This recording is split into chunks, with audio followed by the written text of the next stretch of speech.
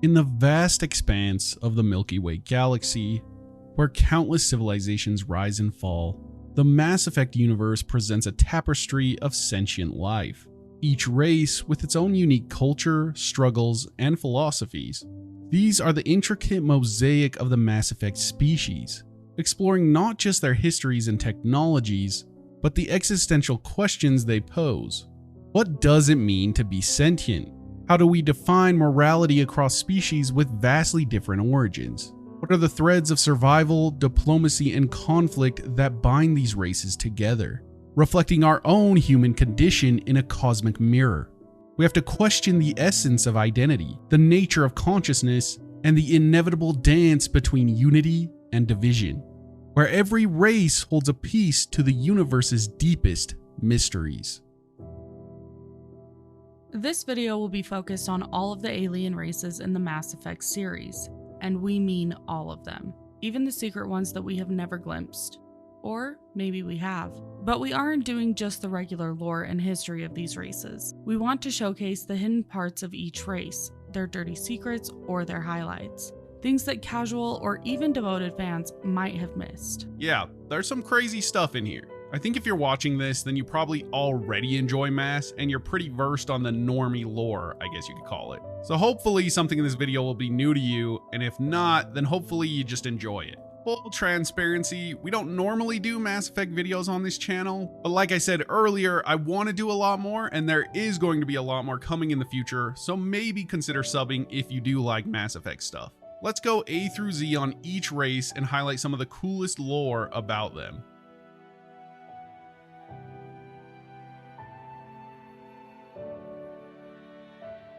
Oh no, Mass Effect Andromeda lore coming right out of the gate. If you didn't immediately click off or skip this section, then you're in for a treat. Andromeda gets its bad name from visuals and story beats of the game, but the actual lore here can be really interesting. Plus, we know they aren't entirely ditching everything from Andromeda for Mass Effect 5, so this specific lore and the races of Andromeda might come back into play, and hopefully in a better light. I actually think the Angarans are probably one of the least well-known races on this list. Some of us diehards still enjoyed Andromeda despite the mass grievances, but I think a lot of people missed out on these races. So I might go a little more in-depth on their biology and history than some of the original trilogy aliens. Plus, if you didn't know, Angaran biology is incredibly important to their overall nature and story, so we'll get into that soon. The Angara are warm-blooded mammals, sharing some physical traits with species like Quarians and Salarians, such as their leg structure and broad shoulders with narrow waists. Their most distinctive features include black eyes with these insane blue irises, a single pair of nostrils, and unique folds of flesh extending from the sides of their heads down to their chests. Their hands and feet are really unique. Each hand has a bone structure for 5 fingers, but the last 3 are webbed, creating a mitten-like appearance. Similarly, their feet have 5 toes, with 3 fused together, giving the impression they stand on hands. To me, it looks like the devs took inspiration from jellyfish or squids or octopi, especially when you consider what they can do. But also they kind of have a cat thing too. Males are generally taller, while females possess wider hips and rounder faces. Their skin tones vary in shades of blue, mauve, occasionally shading into green or tan, complemented by deep blue blood. The Angaran voice has a slightly distorted quality reminiscent of the Drell or Prothean. Ephra, this is one of the aliens from the Milky Way. In terms of taste and diet, Angara have unique sensory experiences. They're immune to the spiciness of capsaicin, which humans find hot. Yet they experience a painful burning sensation from methylantranolate, commonly found in sweets. Angaran cuisine often comes in the form of paste, which according to non-Angara smells appealing but tastes unpleasant. Conversely, Jal, the Angaran companion in Andromeda, says that food from the Milky Way is bland. The Angara are well adapted to harsh conditions. Their physiology is tuned for survival, with a notable dependency on sunlight or artificial UV light to maintain health. Without it, they suffer from severe health decline, potentially leading to death. They also possess an intense bioelectrical field, which they can control for communication purposes or even combat. It's pretty cool. The Angara are an emotionally expressive people, known for their candidness and vivid personalities. They're extremely direct when it comes to interactions with people, whether expressing good or harsh emotions, reflecting a society that values authenticity over diplomacy. This forthrightness stems from their experiences, especially their ongoing struggle against the Kett, which has fostered a deep-seated wariness of outsiders. Within their communities, the Angara form large, interconnected family units similar to clans. These family structures are not just biological, but include an expansive network of relations through marriage, fostering a robust system where education, survival skills, and cultural values are passed down within the family due to disruptions caused by the Kett. Our families are large, and we share our parents with the community. We all have many mothers. Angaran society thrives on communal values over individualism, a form of horizontal collectivism. This societal structure emphasizes the well-being of the group above personal gain, promoting cooperation, charity, and self-sacrifice. While individual rights and property exist, the cultural expectation leans heavily towards actions benefiting the collective, whether it be family, community, or the entire species. Their approach to crime and justice reflects this, focusing on the impact on the community rather than just the act itself. Health, particularly illness, is treated as a private affair. Drell talks about the fact that having open conversations about sex isn't uncomfortable to their species, but that being open about illness or anything medical feels more taboo. Spirituality among the Angara is diverse, yet unified by the belief in reincarnation within family lines, strengthening their lineage. However, the everlasting loss of souls through Kett exaltation adds a layer of tragedy to their spiritual life. Their worship is often private, valuing the sincerity of faith and solitude. A recent phenomenon among the youth, known as glory seekers, has emerged, preaching enlightenment through confrontation with death and battle against the Kett. These individuals undertake suicide missions with their belief that fearless death leads to a stronger reincarnation, though this is met with mixed feelings in broader Angara society. Before the cataclysmic event known as the Scourge decimated their worlds, scattering them into a dark age, the Angara had spread across multiple planets in the Helios cluster. This disaster plunged them into centuries of isolation, causing cultural divergence and loss of historical knowledge. However, through resilience and innovation, they rediscovered space travel and began reconnecting, eventually expanding onto new worlds like Kadara and Aya, while attempting to forge a unified government from their fragmented societies. Their efforts at rebuilding were sadly interrupted by the Kett invasion in 2744. The early interactions with the Kett were marked by deceit and manipulation, with the Kett inciting internal conflict among the Angara by posing as peace bearers, only to undermine their leadership through kidnapping and assassination. This chaos facilitated the Kett's conquest, leaving the Angaran military and space capabilities in ruins. The Angara, recognizing too late the true nature of their enemy, formed various resistance groups which struggled until 2814, when they were unified under Evfra's leadership as the Angaran resistance in Aya. The arrival of the Andromeda Initiative brought hope, yet it also birthed the Rokar, a xenophobic faction led by Aksul. Don't let her go. I only want soldiers who are committed to our cause. Not weaklings who stand by and watch the destruction of our people at the hands of aliens. Resentful of the resistance and hostile to all non-Angara, complicating the fight against the Kett. Now you have a pretty good idea of the Angarans if you didn't before. I know we literally said in the intro that we are covering the more in-depth lore, but with Andromeda, I think all the lore is pretty in-depth as most people didn't really bother. Let's jump into the more interesting aspects that some of you may not know. The biggest secret is the truth about their species and their origins, which is vastly different than most biological alien species in Mass Effect. Unbeknownst to the Angara themselves, their existence is not a natural evolution, but the result of genetic engineering by the Jardaan, a highly advanced race indigenous to the Helios cluster. The Jardaan are also behind the creation of the Remnant machines, engineered the first Angara using sophisticated biotechnology, and spread them across Helios for purposes that remain mysterious. This revelation came to light only when explorers from the Andromeda Initiative stumbled upon the Jardaan's creation facilities within the floating remnant city of Kett, astonishing both the Angara and the newcomers from the Milky Way with the truth of the Angara's origins. The Angara? We came from here? They created us? Why? We don't really get to see the fallout from this revelation within Angaran society, not yet at least. But it's wild to learn that they were all created not by some outside cosmic force or deity, but by a more advanced alien race. It's not a new concept in sci-fi, but for Mass Effect, it's pretty groundbreaking. In the Milky Way galaxy, we only see the creation of races through synthetics like the Geth or the Reapers. Of course, there's genetic altering in the form of the Krogan being sterilized and other things like this, but this is crazy. The Angaran religions and beliefs will be massively warped in the future due to this revelation. That is, if they even believe it or accept it. It's actually a cool premise that makes the Angarans way more unique than most people give them credit for. It's too bad they didn't play with this concept earlier in the story. Let's finish off with some lesser known facts about the Angara. Earlier, we talked about how they were heavily reliant on UV radiation and sunlight. Further into that, we learned that when they don't receive enough, they call it going dark, which can end up killing them.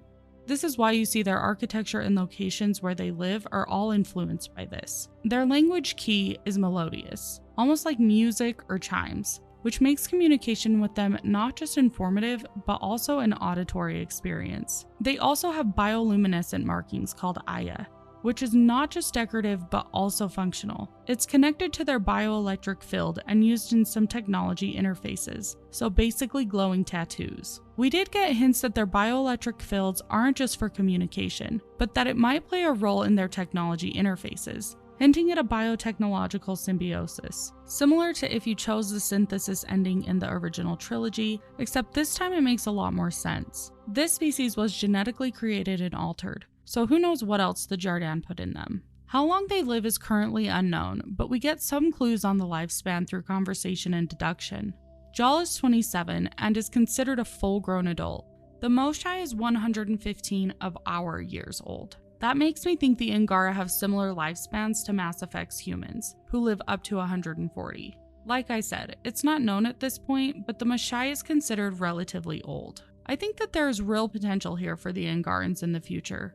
I hope Mass Effect 5 brings them back in a more interesting way. New races in Mass Effect are always appreciated.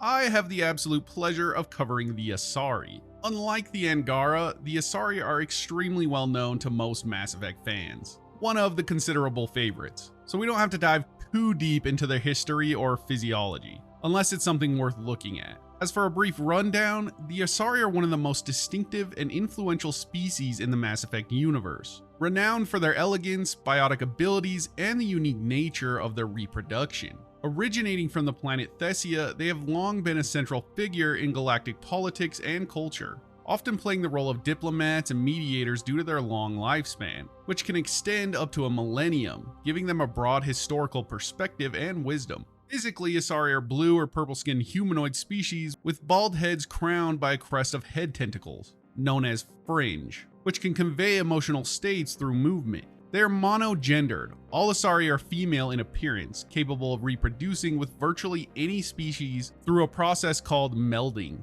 which is not only sexual but also a form of psychic bonding. This makes their society matriarchal, with age bringing respect and power, leading to a leadership structure dominated by the wise and elderly matriarchs. Asari society is deeply steeped in cultural and spiritual traditions, particularly in the teachings of the goddess Attain, which emphasize empathy, understanding, and the pursuit of wisdom and harmony. Their culture values personal growth, leading many Asari to pursue multiple careers or paths over their long lives, from commando to consort to matriarch. Their governance is managed through a decentralized system of city-states, each ruled by a matriarch, with the most influential figures known as the matriarchs and the Asari equivalent of high priestesses the Ceres. Despite their reputation for peacekeeping, Asari are formidable in conflicts, especially with their natural biotic abilities, making them adept warriors and leaders in military engagements. However, their approach to warfare often prioritizes diplomacy and subtle influence, reflecting their preference for shaping outcomes through understanding and connection rather than the brute force. This nuanced strategy has positioned the Asari as key players in the galactic community, frequently at the forefront of interstellar negotiations and collaborations, while also maintaining a significant presence in the Systems Alliance and the Citadel Council.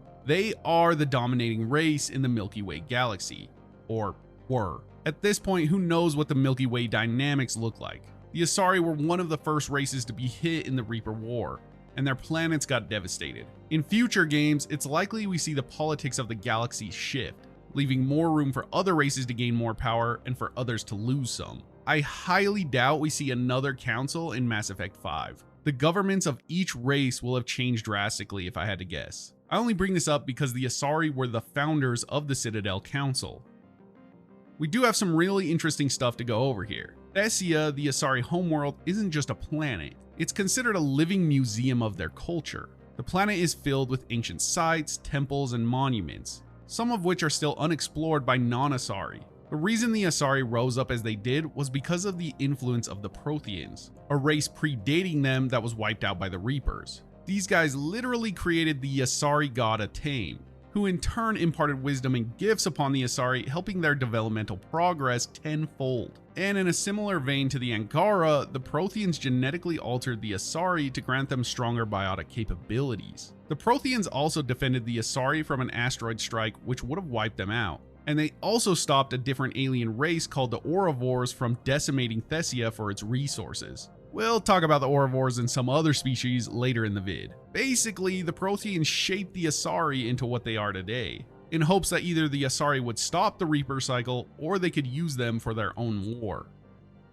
Their language is melodic and complex, with tones and inflections that can convey emotions or intentions that are hard to replicate in other languages. It's said that mastering Atame can give insights into Asari philosophy and thought processes. While it's known Asari can mate with any species, what's less discussed is the cultural significance of this. An Asari who mates with another species is often seen as bringing diversity and strength to her lineage, but it's also a significant personal choice that can impact her social standing or career. Asari that mate together can create individuals called purebloods, which is considered unfavorable. A rare genetic defect known as Arda-Yakshi, which makes Asari destroy their partner's minds during melding, occurs much more frequently among the daughters of purebloods.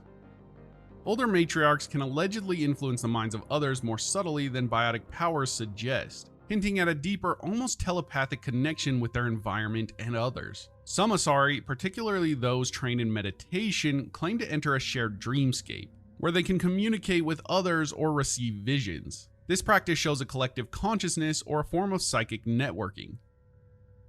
There are two subgroups in Asari society that caught my eye and I want to talk about them. The first is the Asari Huntresses. It's a secretive group within Asari society that are not just warriors but also protectors of Asari lore and secrets. They're sort of like knights or ninjas, often undertaking missions that are critical but not publicly acknowledged. And then there are the Asari Dreamers, a rare caste among the Asari. These individuals are said to have prophetic dreams, guiding the Asari in times of crisis. They're kept secret and are often consulted before major decisions, though I will say this is more folklore than widely accepted fact, and we have no confirmation if they actually exist, but I thought it was cool to note regardless. While Turians and Krogans are credited with the ending of the Rachni Wars, it was actually an Asari matriarch who first proposed the solution that eventually led to the temporary defeat of the Rachni.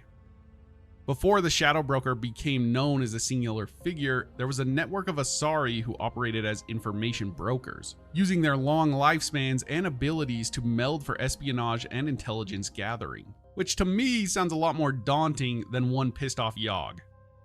Asari buildings are often constructed with materials that shift color or transparency with temperature or light, creating cities that can change appearance with the day's cycle, reflecting their connection to nature and technology. There are hints in the lore that Asari might have had contact with Leviathans or their technology in ancient times, which could explain some of their advanced knowledge or abilities, though this is more speculative than confirmed. And lastly, and maybe the most talked about Asari moment in Mass Effect, is this scene right here. I can understand why I might find Asari attractive, but how can they be attractive to humans too? They look just like Salarians.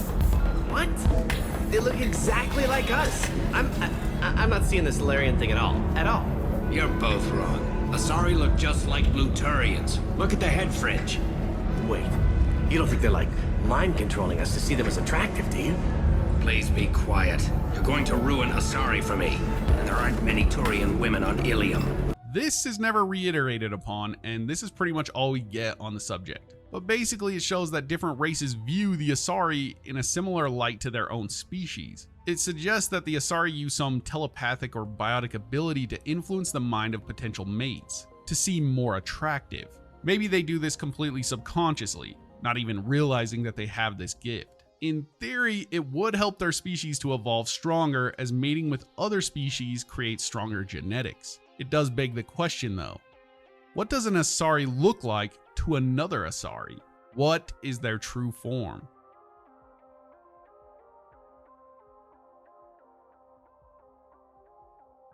The Batarians, hailing from the planet Karshan in the Skyllian Verge, are often depicted as a belligerent and xenophobic species in the Mass Effect universe. With a culture deeply rooted in hierarchy and tradition, Batarians have a complex societal structure divided into castes, where the highest castes hold power and the lowest are often indentured or enslaved. This system is reflective of their history of slave trading, a practice that has earned them significant disdain from the galactic community, particularly after the Skyllian Blitz, where they attacked human colonies in an attempt to expand their territory. Physically, Batarians are robust with a distinctive appearance. They have 4 eyes, 2 of which are smaller and positioned above the larger pair, giving them a wide field of vision. Their skin is typically a mottled gray, and they possess mandibles that can express emotions more vividly than human facial features. Their language, Batarian, is harsh and guttural.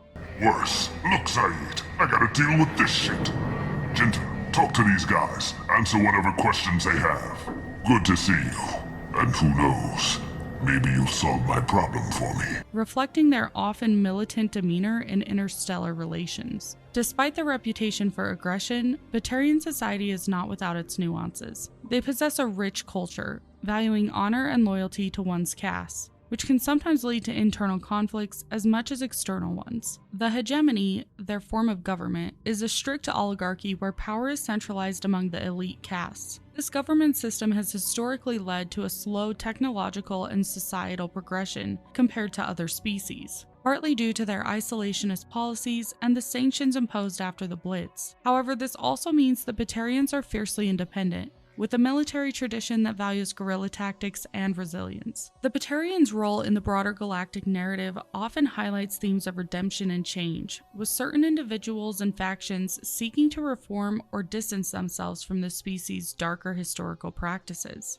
Their struggles against external threats, like the Reapers, have shown moments of unity with other species, a potential for evolution in their interspecies relations if internal reforms could take hold. I'm uniting the Krogan and the Turians. We're the best hope for this galaxy.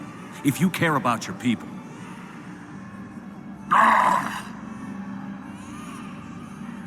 Our ships are yours. Unfortunately, or fortunate depending on who you ask, the Batarian homeworld and a lot of their regions were the first to be hit by Reaper forces, and were wiped out relatively quickly, leaving pretty much nothing left of their government.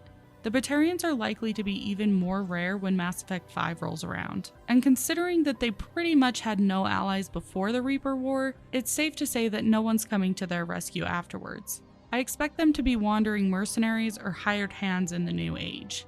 I mean, it's all speculation, so who knows. But because Batarians are so rare in the Mass Effect series, it seems like a lot of people don't really have a good grasp on their lore or interesting bits. It also means we don't have much to talk about beyond a few unique things. The Batarian caste system isn't just about social hierarchy. It's believed to have originated from ancient survival tactics, where different castes were responsible for different survival roles during early Batarian history, such as warriors, breeders, and craftsmen. Batarians have a unique martial art known as Karshan, which combines their physical strength with their enhanced vision for combat. This art is not just for battle, but is also a form of cultural expression and discipline. The Batarian language has different dialects for each caste, with the lower caste using a simpler form of the language, while the higher castes speak more with complex grammar and vocabulary, reflecting their education and status. In certain ceremonies, Batarians wear veils that cover their lower faces, symbolizing humility or mourning.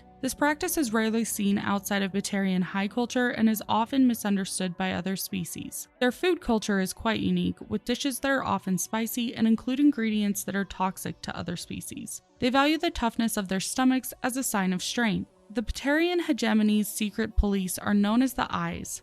It's cool, but of course they're called the Eyes. Like, really? A Batarian's word can be sealed with a blood oath, where they cut themselves and let a drop of blood fall onto an object or the ground. Breaking such an oath is considered not just dishonorable, but sacrilegious, leading to severe social and spiritual consequences. Their buildings, especially in rural areas, are designed to withstand harsh weather, often featuring heavy stone and reinforced structures. Urban architecture, however, leans towards imposing and utilitarian designs, reflecting their societal values. It's really depressing, as you can see. In Mass Effect 2, the devs toyed with the idea of adding a Batarian companion who was considered a gearhead and hacker that was incredibly intelligent. They would have had the view that humans and other species weren't actually bad. Personally, I would have loved to see a squad mate like this. It would have been far more creative than some that we have seen. Though I don't know who I would have replaced him with in Mass 2. If I say Zaid, is that like a hot take?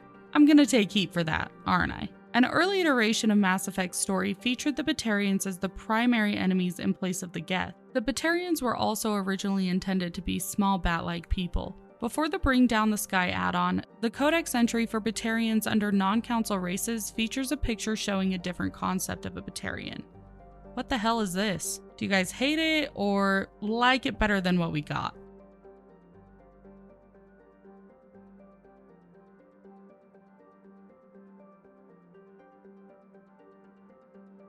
Yes, they are Protheans that have been genetically altered into something different, but I think that they're different enough from the Protheans to warrant being their own race. The Collectors are an enigmatic and terrifying force, initially shrouded in mystery before their true nature is unveiled. They're a race of genetically modified Protheans, altered by the Reapers at the end of the Prothean cycle to serve as their agents in the current galactic cycle. Their primary mission is to harvest genetic material from various species, seemingly for the purpose of creating a new Reaper, thus perpetuating the cycle of galactic extinction and rebirth. Physically, Collectors are grotesque, with elongated limbs, insect-like features, and a chitinous exoskeleton. Their appearance is designed for efficiency rather than aesthetics, reflecting their role as harvesters. They operate from a massive ship known as the Collector Base, a colossal vessel filled with technological wonders and horrors alike, orbiting near the Omega-4 mass relay. Their society, if it can even be called that, lacks the complexity of other species. They function more like a hive mind, with individual Collectors acting in concert towards a singular Reaper-driven goal. The Collectors' activities draw the attention of Commander Shepard and the crew of the Normandy, when human colonies begin disappearing without a trace. This leads to a harrowing confrontation where Shepard and team infiltrate the Collector base, uncovering the truth about the Collector's origins and their ultimate purpose. The destruction of the Collector's base by Shepard's team is a significant blow against the Reapers, disrupting their immediate plans for the creation of a new Reaper. By the way, the Collectors didn't just go extinct either. But like I said, they're more like drones and tools than a society of sentient beings. Before their transformation, the Collectors were actually a faction of Protheans named the Navies. They willingly underwent Reaper modification in hopes of stopping the Reapers, only to be transformed into what we know as the Collectors. While appearing as drones, there's a subtle hierarchy among Collectors. Some are specialized for different tasks like biotic abilities or technical maintenance, indicating a division of labor more complex than initially thought. Collectors communicate with a series of clicks and buzzes, which can be translated by advanced systems. Their language lacks nuance, fitting their streamlined, purpose-driven lives, but it's efficient for their needs. The Collector base isn't just a ship, it's an ecosystem. It has areas where creatures are bred or harvested, suggesting a self-sustaining environment, possibly for creating new Collectors or other Reaper-related biological projects. Their technology includes devices capable of absorbing and redistributing energy, which could explain their resilience against certain weapons or how they power their vast ship. Collectors exhibit a form of collective biotic ability, suggesting that their biotic powers might be enhanced through a shared consciousness or network. similar to how the Reapers control them. During the Reaper invasion of 2186, the Collectors made a significant return, deploying from dark space aboard stealthy vessels known as Black Arks. These ships allowed the Collectors to evade the spotlight while the galaxy was preoccupied with the Reaper threat, positioning them to exploit any weakened defenses or mop up resistance post-Reaper engagements. In various battles, including the defense of Palaven, Collector forces were deployed as shock troops alongside Reaper assets, using their swarms against Turian and Krogan defenders. But not all of the Collectors stayed allied to the Reapers. The Leviathans are able to break the connections from Collector to Reaper. Most of the time this kills the Collector, but other times we get awakened Collectors, and they help stop the fight against the Reapers. You can actually play as one in the Mass Effect 3 multiplayer. Other than all of this, they're pretty straightforward, and I think we covered the more interesting parts about them.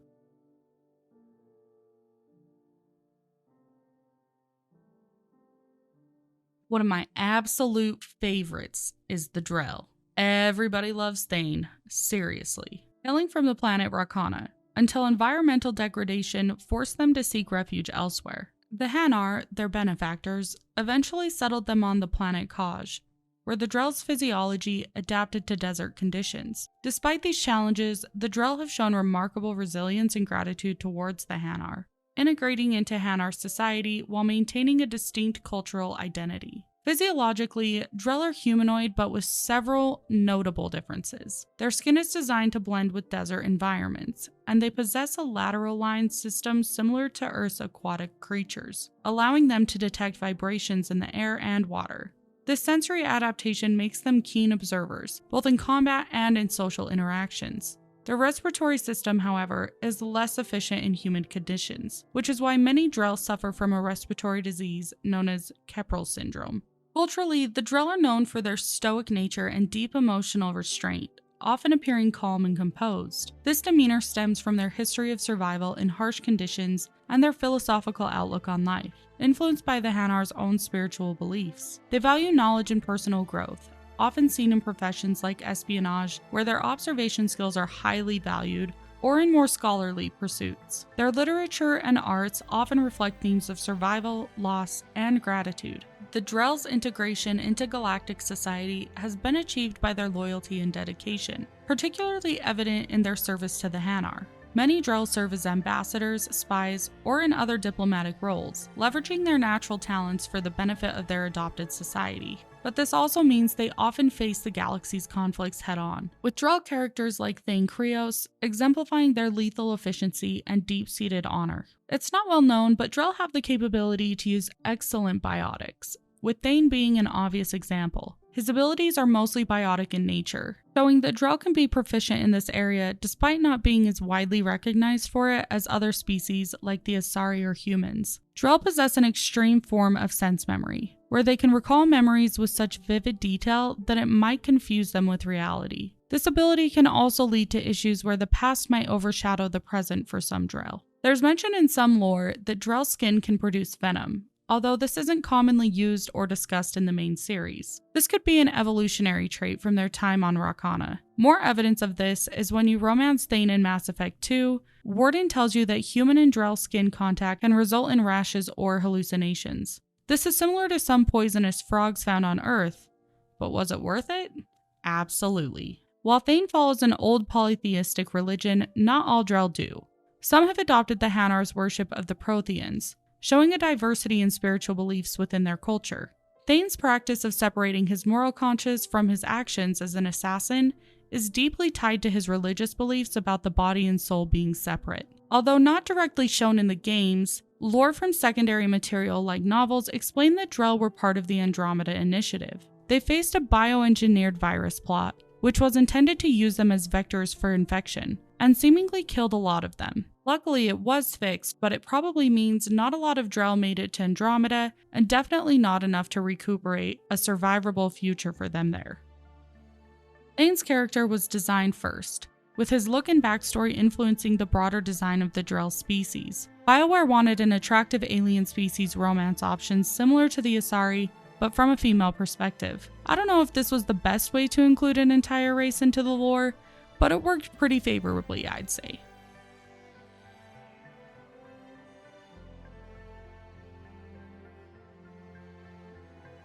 I was gonna do an Elcor voice, but I think it might have cringed you guys away from the video, so I refrained. The Elcor are large, quadrupedal beings hailing from the high-gravity world of Decuna. Their physical structure is robust, with a body covered in thick, leathery skin that provides protection against the harsh environment of their homeworld. Due to their size and the planet's gravity, Elcor movement is slow and deliberate, reflecting a calm and methodical species. Their society is peaceful, with a culture that appreciates stability, diplomacy, and long-term planning. They have a sophisticated form of government that prioritizes consensus, making decisions through elaborate discussions which can take extended periods due to their slow communication pace. Elcor communication is one of their most distinctive traits. They speak in a monotonous, deep voice which lacks inflection, making it difficult for other species to interpret their emotions or intentions. To compensate, Elcor precede their statements with a descriptor of the intended tone or emotion.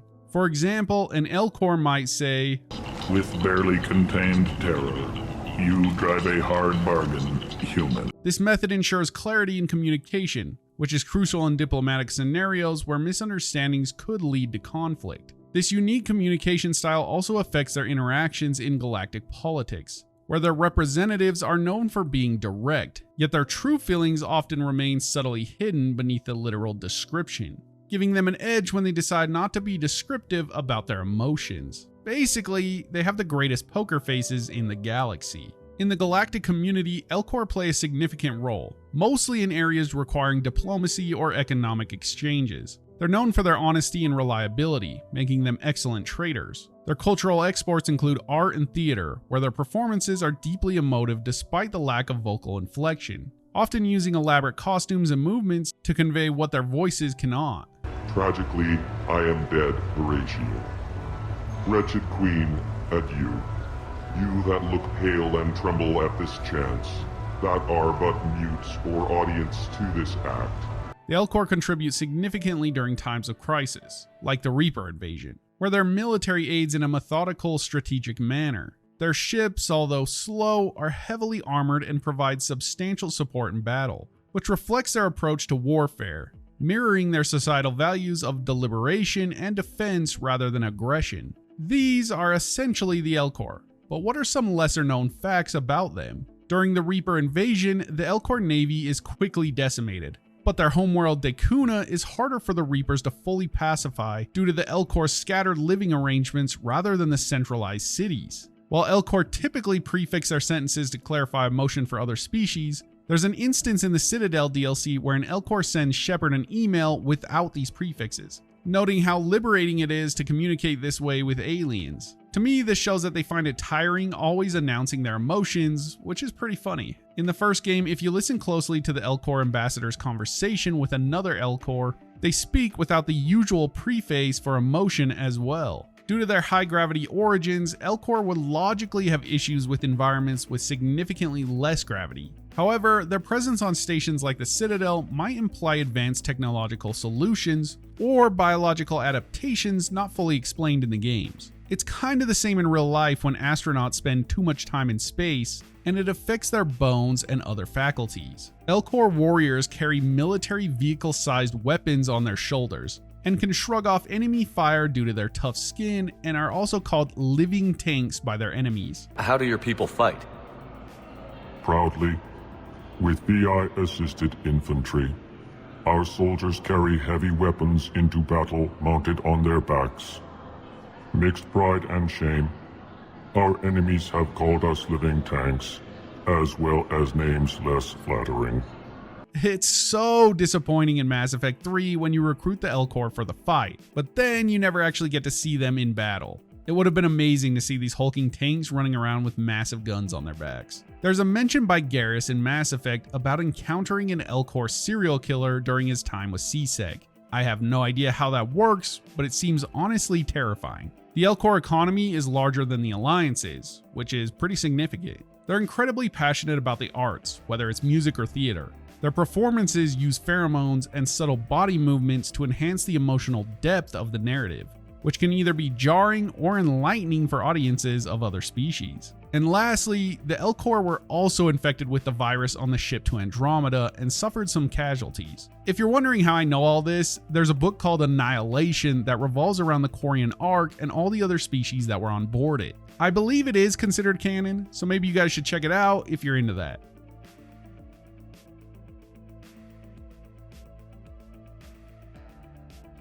The Geth, meaning servant of the people in their creator's language, were originally developed by the Quarians as a labor force. This creation took place roughly 300 years before the events of the first Mass Effect game. Their initial purpose was to perform tasks too dangerous or unpleasant for the Quarians themselves, essentially acting as a mechanical workforce. Through an event known as the Morning War, the Geth achieved sentience. The Quarians, fearing their creations, attempted to deactivate them, leading to a conflict where the Geth defended themselves, resulting in the Quarians being expelled from their homeworld, Rannoch. Over time, the Geth evolved from simple service units into a sophisticated collective intelligence, seeking to understand their place in the galaxy. Unlike many AI depictions, the Geth do not function as individuals, but as a network of consciousness. Each Geth unit is a processor contributing to a collective intelligence, which allows them to share knowledge and experiences instantaneously. This collective mindset means decisions are made not by a single entity, but by a consensus across their network. Their society values efficiency and logical progression over emotion, yet they show an unexpected curiosity about organic life and culture, often studying it to understand their own existence. This curiosity leads some Geth to explore the galaxy, not with malice, but with a quest for knowledge and a desire for coexistence rather than domination. The Geth's relationship with organic life, particularly the Quarians, is central to the Mass Effect narrative. Initially viewed as a threat due to the Morning War, their perception shifts as Shepard interacts with them. The Heretics, a faction of Geth influenced by the Reapers, represent a darker path of Geth evolution, contrasting with the majority who reject this indoctrination. Through Shepard's actions, the Geth can either be destroyed, enslaved, or reconciled with the Quarians. This reconciliation involves upgrading the Geth with Reaper code, which allows them to achieve true individuality alongside their collective consciousness, leading to an alliance with the Quarians, demonstrating that peace between machine and organic life is possible. The Geth usually don't have personal names as we understand them, since individuality is not a core aspect of their being. But when interacting with organics, they can adopt names or designations for communication purposes. An example is Legion, whose name is a reference to the biblical story of the man with many demons, symbolizing the collective nature of the Geth. Since Geth are part of a networked consciousness, the death of a platform isn't viewed with the same finality as organic death. Instead, it's seen as the loss of processors and data. If the network remains intact, the information of the lost unit can still contribute to the collective. The Geth have studied other AI, like EDI for Mass Effect, with great interest. The study is not just about technology, but also about understanding different forms of AI consciousness, and how they might integrate or differ from the Geth's collective network. There's a funny moment in Mass Effect 2 where Legion, when asked about music, states that the Geth do not consider it useful, but they have data on it. This implies they've at least cataloged music, perhaps analyzing its patterns or effects on organics. Some Geth, especially those influenced by the Quarians before the Morning War, have explored concepts similar to spirituality or religion. This is more of an academic curiosity than devotion, but it shows their attempt to understand all aspects of organic existence, including philosophical and metaphysical questions. Beyond combat, Geth platforms have been used in various roles in the galaxy, from maintenance to research. There's an implication that some Geth units were involved in scientific study before their uprising, contributing to advancements in technology that were later used by Quarians or other species. The physical bodies or platforms of the Geth are highly customizable. While most seen in the series are humanoid for practical interaction with organic species, Geth can theoretically design platforms for any environment or purpose, from underwater exploration to space travel without additional life support. Geth have an immense capacity for data storage and recall. They can access memories and experiences from any Geth unit that has ever been part of the network, providing them with a sort of shared history and knowledge base that evolves over time. Legion mentions that Geth solve logical puzzles as a way to test their programming and improve their efficiency. To me, it sounds a lot like playing a game or having fun. They wouldn't see it that way, but they are always evolving. The Geth contemplate the concept of soul or essence. not because they believe in it in a spiritual sense, but to understand how organics perceive their own existence. Legion, the answer to your question was yes. I know, Tali. But thank you. Keep us alive.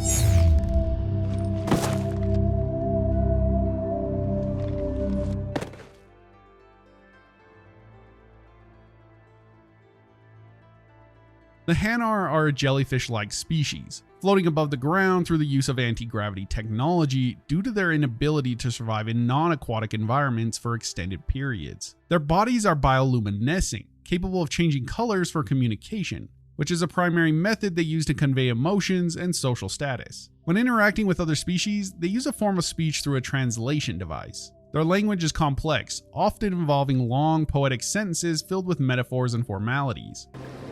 This one's face name is Delaninder, though many in this place simply refer to it as Delan.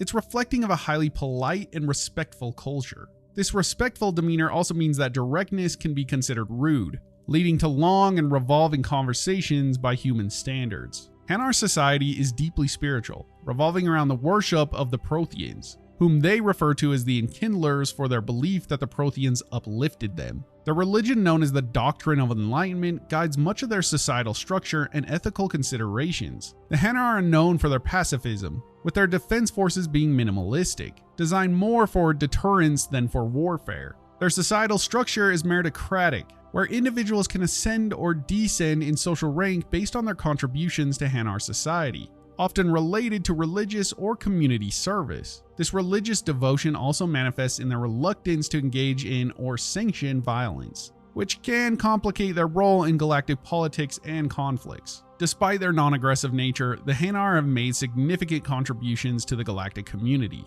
particularly in the realms of information, espionage, and diplomacy. They control the information network known as the Hanar Illuminated Primacy, which gives them considerable influence over information flow, making them excellent at gathering intelligence. This has led to their involvement in various covert operations, mostly through the use of Drell, like we spoke about earlier. Though they are out and about, their society are pretty isolationist, making their economy rather small as they don't deal with much trade on their planets. They do have a handful of specific and designated trading outposts for other aliens to interact with, but beyond that, nothing else. According to some gossip between a Salarian and a Turian in the council chambers, the Hanar are considered likely prospects for a council seat in the near future, and I'm honestly surprised they haven't been given one already. It may have something to do with the fact that they follow a more theocratic type of government. It also makes me wonder why the Elcor aren't on the council either. Blasto is the star of a series of action films within the game's lore. These films are known for their over-the-top action, where Blasto, despite being a pacifistic Hanar in real life,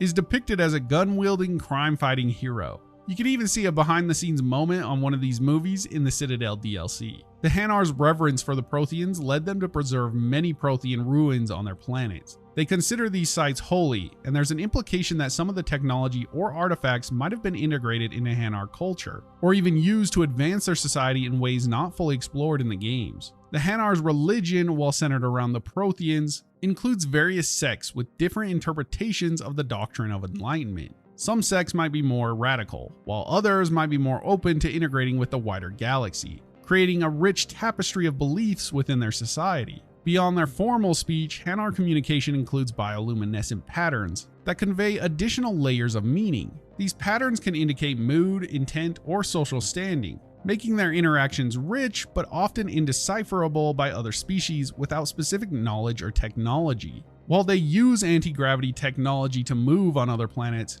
Hanar are naturally adapted for zero-G environments due to their aquatic origins. This makes them uniquely suited for space travel and operations in zero-G environments, potentially giving them an advantage in space-based tasks. Their ability to blend into the background or seem unassuming has made Hanar adept at espionage. They can often gather information by simply being present, as other species might overlook or underestimate them due to their peaceful nature. Hanar and the Hanar Illuminated Primacy have an insane information network, and it's one of the most powerful in the galaxy. Yet it operates with a level of secrecy and control that few fully understand. The Primacy's influence extends to shaping public opinion and controlling information flow. making the Hanar a significant player in media and politics behind the scenes. Very little is detailed about Hanar reproduction in the games, but what's hinted at suggests it might involve a combination of biological and technological processes, perhaps even involving the use of Prothean technology or artifacts to ensure the continuation of their species in a way that fits their reverence for the Enkindlers. While generally pacifistic, there's a nuanced understanding among some Hanar that violence can be justified in defense or in extreme circumstances. This was shown in the Mass Effect 3 mission involving the Hanar diplomat, where you can encounter situations where Hanar might engage in violence for the greater good or survival. The Hanar are pretty secretive, and there's a lot more to explore about them in my opinion. I'm curious how they fit into the narrative in Mass Effect 5.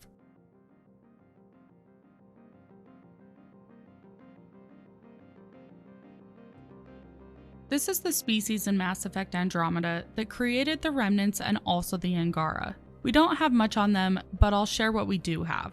The Jardaan are credited with creating both the Remnant machines and the Angara species. They were capable of interstellar engineering feats, having built a vast network of terraforming vaults across the Helios cluster, suggesting a civilization that could manipulate planetary environments on a scale unmatched by known species like the Protheans or the Reapers. Although no genetic evidence has been left behind, the design of their vaults and devices implies they might have had physical characteristics somewhat akin to humans, though this remains speculative. Around 300 to 400 years before the Andromeda Initiative's arrival, the Jardaan engaged in a conflict that resulted in the deployment of a weapon on their space station, Key Tessera, which unleashed the catastrophic scourge across Helios. Following this event, they sent the artificial world known as Meridian adrift and subsequently vanished from the cluster. Their departure left behind the Angara and the Remnant, automated constructs designed to maintain their terraforming projects. The Jardaan's motivations for creating the Angara, their sudden disappearance, and the exact nature of their technology are mysteries, with activation of their tech often requiring a blend of organic and artificial intelligence. Their technology, while advanced, differs from Prothean tech in that it's less about plug and play and more about integration, hinting at a philosophy or method of interaction with technology that's distinct. Their language is phonetically similar to Shalesh, but with dense, complex meanings. Translating. Final Administrator Log. The opposition's weapon may cause widespread damage. All our weapons, our ships, will not be able to protect us. Protect my goal.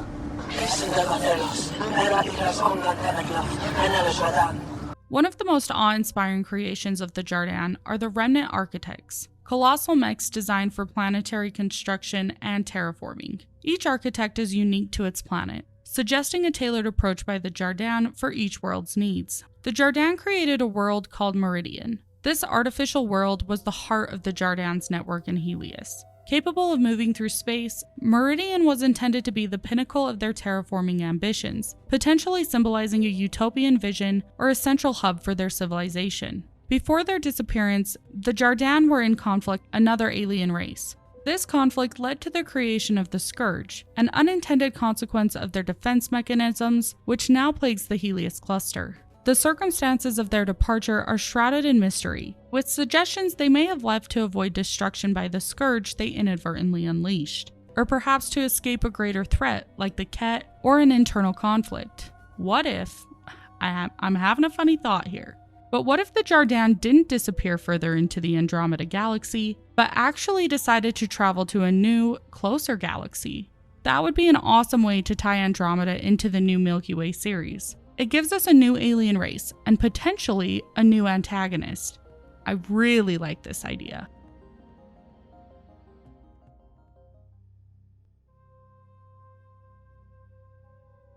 We're going to head back to the Citadel and then right back to Andromeda. Keepers resemble large aphids with 4 legs, 4 arms, each ending in 3 fingers. They wear a safety vest and have an antenna on their back, possibly for communication or coordination with the Citadel systems. Their biology is largely unknown due to their tendency to self-destruct when studied, melting into a puddle of organic material upon any attempt to capture or closely examine them. They are responsible for the maintenance and operation of the Citadel. This includes repairing and modifying various sections of the station, often in ways that might seem random or unnecessary to other species. They carry out these tasks silently, never interacting with other species. which has led to their behavior being largely mysterious. Their work is so integral that it's against Citadel law to interfere with them. Originally thought to be the creations of the Protheans, it was later revealed that the Keepers were bioengineered millions of years ago by the same entities that created the Reapers. Their primary function was to maintain the Citadel,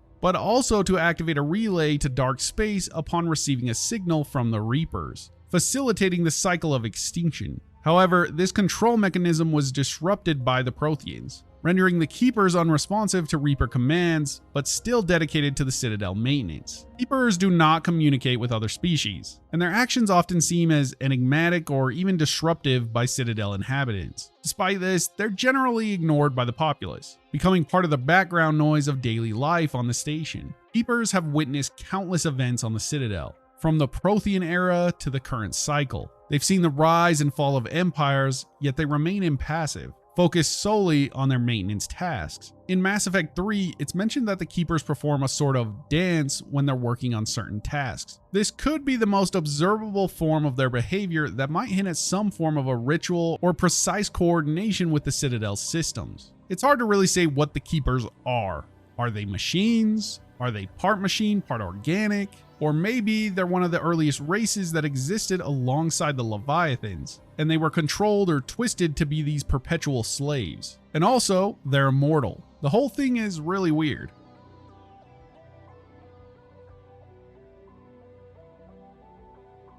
Last one was quick, so I'll be covering the Kett as well. The Kett are bipedal with digitigrade legs, characterized by an unusually high number of bones, 332 to be exact. Their bodies are adorned with bone-like armor, varying among different types of Kett, serving both as protection and a sign of their aggressive nature. They have pale white eyes and their blood has a greenish-brown hue. Interestingly, they lack reproductive organs, relying instead on a process called exaltation for reproduction and genetic enhancement. This process is central to Kett society, where they capture other species, extract desirable genetic traits, and transform these beings into Kett. This not only serves as their method of reproduction, but also a means of enhancing their own species. Exaltation turns other races into subservient versions of the Kett, like the Angaran who become chosen or anointed. The Kett are organized under an expansionist regime, with their society possibly being a eugenocracy, where genetic superiority dictates social standing. Their military is led by an Archon, who has significant autonomy but must report to a Senate. Their culture views other species as inferior, suitable only for exaltation or subjugation. Yet technology is on par with or slightly behind the Andromeda initiatives in terms of conventional aspects, like FTL drives. But they do excel in biotechnology and genetic manipulation. Their ships and weapons incorporate bioengineered components, showing their preference for organic over mechanical solutions. Their drive technology can be used for long-distance travel, though less efficiently than the mass relays used by the Milky Way species. They have a formidable military presence, capable of deploying from starships with minimal landing, using dropships for troop deployment. The Kett are also adept at psychological warfare, often exploiting divisions among their enemies. Their approach to warfare and technology shows a blend of biological adaptation and strategic combat. Upon encountering the Andromeda Initiative, the Kett show immediate hostility, seeking to incorporate Initiative species into their exaltation process. Their interest in both the Initiative's technology and the Remnant tech found in Helios indicates their continuous drive for self-improvement through assimilation. Although the Kett use exaltation to enhance their genetics, their own genetic diversity is initially quite low. This means that without the integration of new genetic material from other species, their evolutionary progress might stagnate. It's almost like a messed up version of what the Asari do, using other species' DNA to make yourself stronger. Kett can biologically adapt to different environments and threats. For example, their armor is not just external, but part of their body, suggesting it can evolve or change to meet new combat situations. The Kett language, known as Kettish, is harsh and guttural, reflecting their aggressive nature. Archon! Explain. We've been breached. I will defend the temple. Wait. Is the Most High among these? No. It awaits final exaltation. Then proceed immediately and bring it to me. Interestingly, it is noted that the Kett use a lot of sibilance in their communication, possibly for reasons of intimidation or simply as a trait of their vocal anatomy. The method of exaltation involves not just physical transformation, but also mental reprogramming. This process can take months, during which the subject's original memories and personality are overwritten to align with Kett ideology. The Kett have vested interest in Remnant technology, not just for its power, but possibly because it might have a connection or secrets relating to their own origins or the origins of their exaltation process. It makes me wonder, if the Kett can't reproduce, then that probably means they were also created initially. Are they just another experiment by the Jardaan that went wrong? Also, how many Jardaan have now been exalted into the Kett species? All questions I hope are answered someday. Kett starships are designed with a focus on bioengineering. Their ships have organic elements, including what appears to be living tissue, which is another example of their skills with biological processes. While much about Kett society remains unknown, there's an implication that their society might be based on merit through genetic purity and combat prowess rather than birthright or political power due to the exaltation process. The Kett's primary goal in Helios involves taking control of Meridian, the artificial planet created by the Jardaan. This interest suggests that they seek something beyond mere conquest, perhaps related to the origins of their own existence or the ultimate form of genetic enhancement. Who knows? Probably never us, because we aren't coming back to Andromeda anytime soon. But like Ali said, bring some of the Andromeda species back to the Milky Way. I think these races were some of the best parts of Andromeda.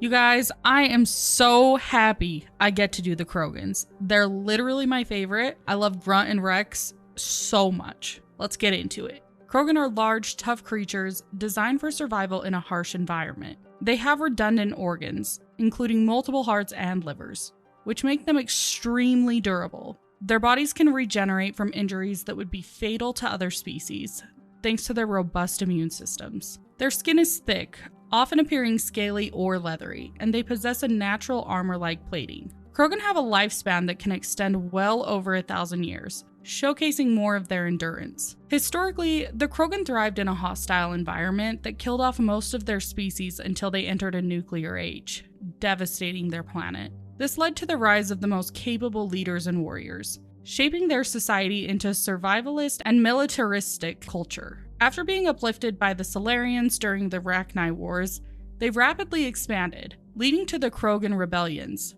which were only quelled by the genophage, a bioweapon that drastically reduced their reproductive rates. Krogan culture places high value on strength, honor, and family, though family bonds have been weakened by the genophage. Their culture is warlike, with a clan-based social structure where one's worth is measured by their prowess in battle and loyalty to clan and family. However, the genophage has led to a cultural shift, with some Krogan adopting a more fatalistic or nihilistic view of their future. This engineered plague was designed to limit Krogan population growth by making almost all pregnancies result in stillbirths. It's a central aspect of Krogan lore, defining much of their current state and their relationship with other species. The genophage has profound effects on Krogan society, leading to despair, rage, or in some cases, a drive to find a cure and restore their species. Krogan technology, while not as advanced as that of other Citadel races in some areas, is rugged and effective, designed for warfare and survival. Their weapons are typically designed for maximum damage, reflecting their combat-focused lifestyle. Initially seen as a threat due to their rapid expansion and aggression, post-genophage Krogan are often mercenaries or outcasts, working for the highest bidder or trying to find a way to reverse the genophage. Their involvement in events like the Reaper War in Mass Effect 3 shows their potential for both destruction and redemption, particularly if the genophage is cured. What are some of the more unknown facts about Krogans? Well, first, Krogan have an extraordinary resilience to radiation. This trait was vital during the nuclear winter phase post-Rachni Wars, helping them survive environments where radiation levels would be lethal to most other species. Unlike most species, Krogan DNA has 4 strands, which make their genetic structure incredibly resilient. This was an evolutionary response to the harsh conditions of Tuchanka, their homeworld, where survival of the fittest was the norm, leading to rapid evolution. Before the genophage, Krogan used harpoons not just in warfare, but also in cultural ceremonies. The act of hunting with a harpoon was considered a rite of passage, symbolizing the Krogan's connection to their primal roots. Krogan have a complex belief system involving spirits. They believe that every Krogan has a spirit which can influence the physical world. especially if not properly laid to rest. This belief influences their rituals concerning death and warfare. There's a concept of a Krogan code, which isn't strictly a written code, but more of an unspoken understanding about honor among warriors. It includes principles like never betraying one's own, and the importance of facing death head-on. After the Genophage, Krogan technology stagnated due to their focus on survival, rather than innovation. However, during the times of the Mass Effect series, some Krogan clans have shown a surprising adaptability in using salvage technology, integrating it into their traditional ways. In Mass Effect 2, Thane mentions that the Krogan language has more words for kill, but none for surrender or retreat. Krogan art is often misunderstood by other races. Their art primarily consists of totems and carvings made from bones or metal, representing warriors, battles, and significant life events. These totems are not just decorative, they tell the history of the Krogan, serving as both a cultural artifact and a lineage record. While known for their headbutting, this isn't just about combat. It's also a way to settle disputes or show affection among friends or clan members. However, it's done with enough force to be dangerous for most other species. Krogan music, if one can call it that, consists of deep, resonant throat singing. This form of vocal expression is used in ceremonies, to intimidate enemies, or just for leisure, producing sounds that echo their primal nature. Due to their tough physiology, Krogan medicine often involves what other species would consider extreme measures, like cauterizing wounds with heat, or using toxins to stimulate healing responses in their bodies. Over time, some Krogan have shown natural mutations that increase fertility slightly, hinting at a potential evolutionary response to the Genophage. This has led to hope among some Krogan that they might one day naturally overcome the Genophage's effects. There's a legend among the Krogan about the last primal Krogan, a figure from their ancient past who was supposedly the last to live in harmony with Tuchanka's original ecosystem before the nuclear devastation. Mass Effect Associate Art Director Matt Rhodes has stated that the facial appearance of the Krogan was inspired by bats. And we all love our big dinosaur bats, don't we?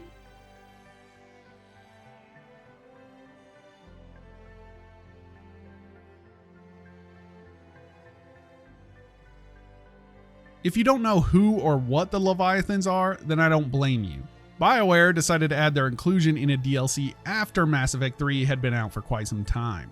In my opinion, it probably should have been added to the base game because of how important they are. They resemble enormous sea creatures, similar to squids or cuttlefish, with a body size that can reach nearly a kilometer in length. Their bodies are covered in striated bone plates, and they possess multiple appendages, including tentacle-like limbs. Leviathans have a unique ability to influence and control other species' minds through a form of telepathy, or neural manipulation. This capability is similar to Reaper indoctrination, but it's natural to them. Overuse can lead to severe physical effects like nosebleeds or even deaths in humans. Due to their aquatic nature, they've developed technology that allows space travel and survival on land, possibly through cybernetic enhancements or elemental zero usage for space propulsion. Once the apex species of the galaxy, Leviathans dominated various races by controlling them, viewing these races as tools to be used for their benefit. Their control over these other species led to the creation of a synthetic intelligence meant to solve the problem of organic-synthetic conflicts. This intelligence, however, turned against them, creating the very first Reaper, Harbinger, from the Leviathan's own genetic material. After their betrayal by the synthetic intelligence, the few surviving Leviathans went into hiding, observing the Reaper cycles covertly.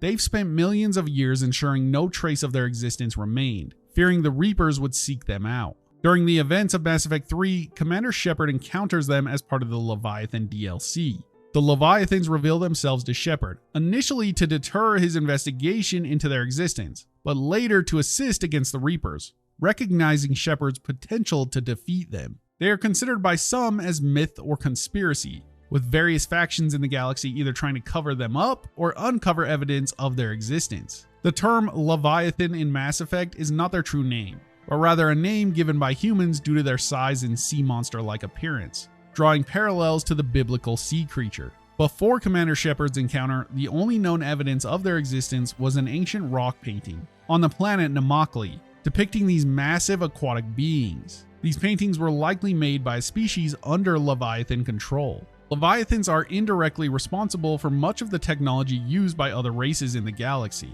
Their ancient artifacts, which are essentially organic technology, have influenced the technological development of subsequent civilizations. Beyond telepathy, their method of control resembles indoctrination, but it's more of a natural biological ability rather than a synthetic one, allowing them to manipulate or uplift lesser species for their own purposes. The Reapers, particularly Harbinger, were modeled after the Leviathans. This design choice by the Catalyst reflects the Leviathans' own views of themselves as the apex species, which the Reapers then emulated in their own harvesting processes. The Leviathans have a psychological effect on other species. Their presence can cause fear, awe, or even a sense of inferiority, much like how ancient gods were perceived by humans. During the Reaper War, Leviathans were capable of severing the neural link between Reapers and the Collectors, effectively turning the latter against their former masters. Being the creators of such devastation for however millennia is wild. But in a weird way, I think the Reapers were necessary in the destruction of the hold they had on all the other organics. If the Leviathans would have stuck around, they would have enslaved all sentient life in the galaxy. Some might agree that this is a better option than total annihilation, but that's up to you. So yeah, in a weird way, we should be glad the Reapers tore them down. But unfortunately, the galaxy was then stuck with them.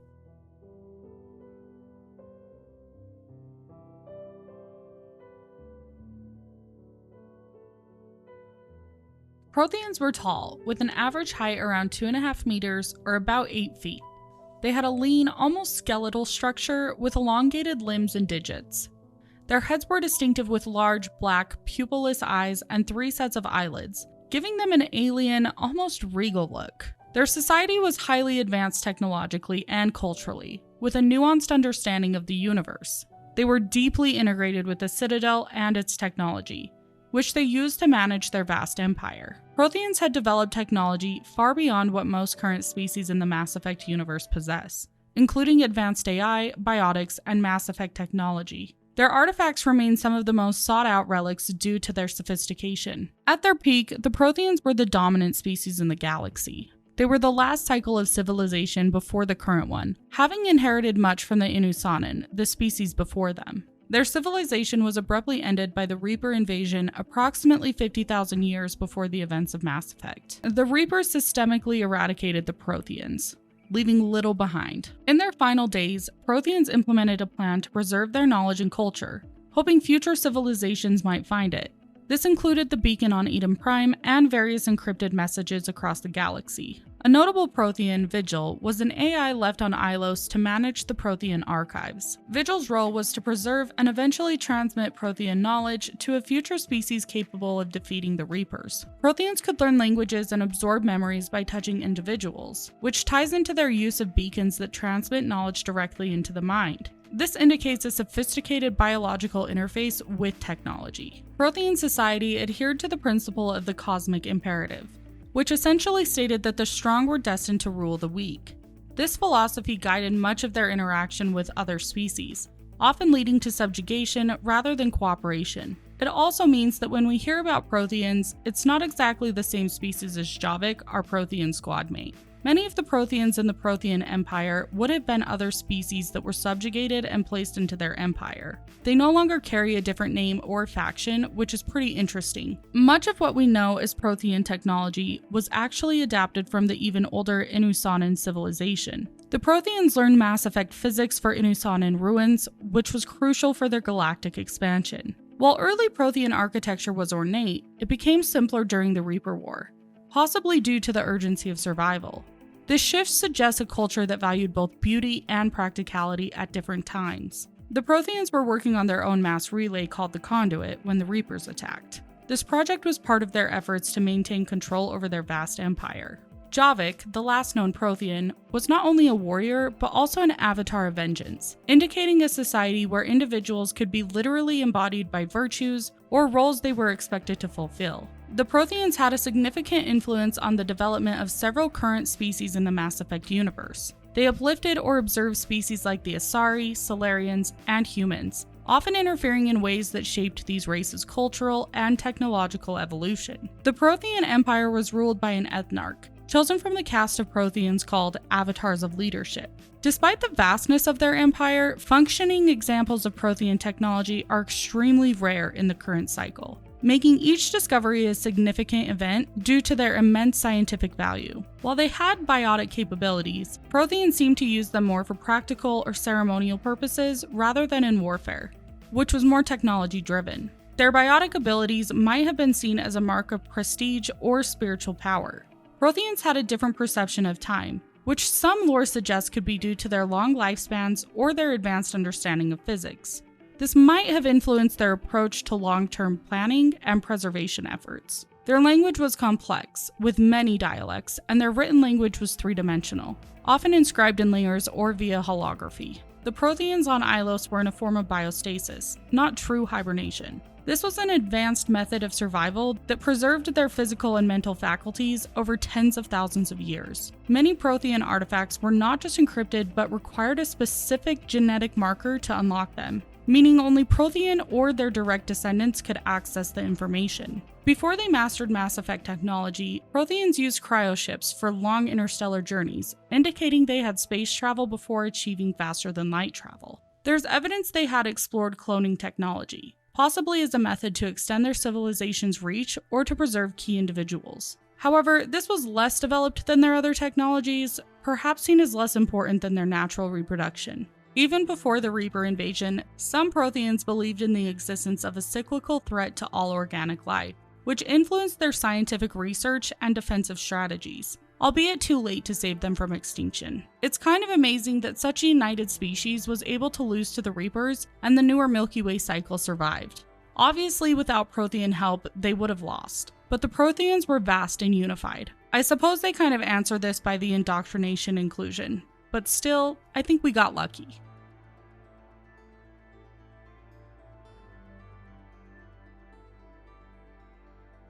Quarians are generally shorter and slimmer than humans, with features like an endoskeleton, lips, teeth, and eyes with eyelids and tear ducts. They have 3 fingers on each hand and 3 toes on each foot, and their legs are bowed backward. Their most notable biological trait is a weak immune system, a result of centuries living in sterile environments after being exiled from their homeworld Rannoch. This necessitates them wearing sophisticated envirosuits that protect against diseases. Originally from Rannoch, they created the Geth, synthetic intelligences intended for labor, which eventually became sentient and rebelled against them around 300 years before the game's events. This led to the Quarians' exile from their planet, living as nomads in a migrant fleet, a vast collection of starships. Quarian society is highly dependent on technology for survival. They're skilled engineers, often seen salvaging technology from other races or their own fleet's remains. The migrant fleet is organized with roles like the civilian fleet, patrol fleet, and heavy fleet, each led by an admiral.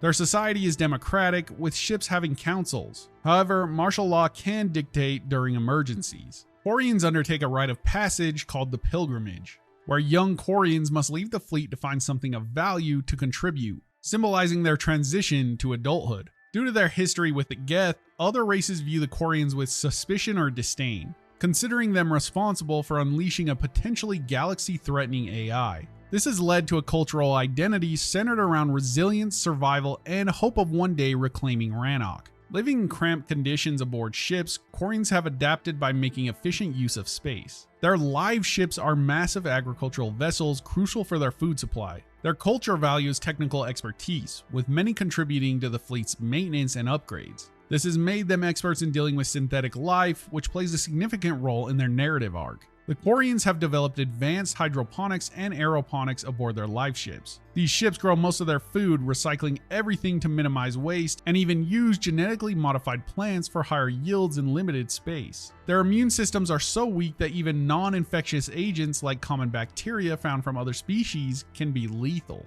Quarian envirosuits are not just protective gear.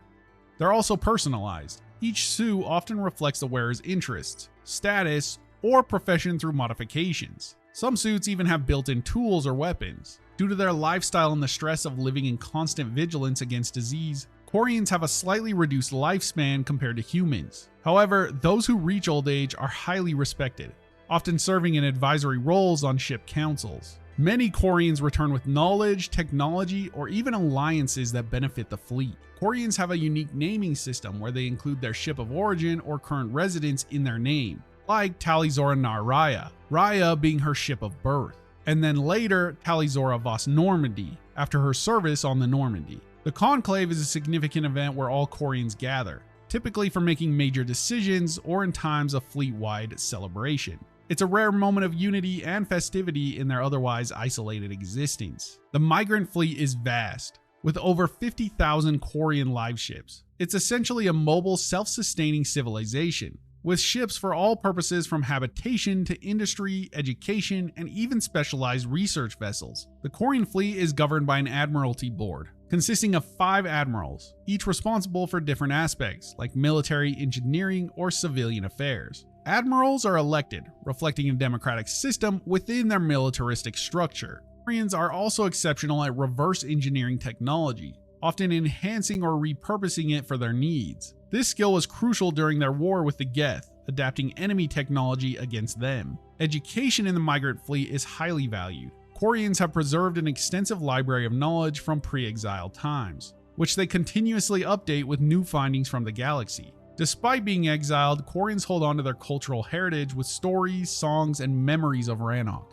fostering a deep-seated hope to reclaim their homeworld. A fascinating aspect is that some Quarians, like Tali, show a broader perspective towards the Geth, understanding their existence beyond the initial conflict, which reflects a potential for peace and reconciliation in the Mass Effect storyline. A lot of people wondered what happened to the Quarians during the events of Andromeda, so I wanted to break that down a bit for you guys. Before the massive galactic conflict in 2186, a group of Quarians, in collaboration with the Andromeda Initiative, set their sights on the Andromeda Galaxy for colonization. They sought to start anew, away from the troubles of the Milky Way. Using data from the Kolos Array, the initiative identified promising locations for settlement on the edge of Andromeda. In 2185, 4 Arks and the flagship Nexus embarked on their interstellar journey, transporting primarily humans, Asari, Turians, Salarians, and Krogans. The Quarian Ark, named Kila Siyah, faced delays due to the complexity of the accommodating various alien species on board. Despite its capacity for 20,000, it launched with only about 4,000 Quarians in it. This launch was coincided with the onset Reaper attacks of the Batarian systems. During the voyage, a significant problem arose on the Kila Siyah, an outbreak of a disease known as the Fortinbras Plague. This was caused by a computer worm that hid its presence. The Ark's system of routinely waking crew from their cryogenic sleep for maintenance meant that when some passengers were inadvertently woken due to the system malfunctions, they became exposed. Even the Quarians, despite their protective suits, were vulnerable because some suits had developed microfractures during the long cryostasis,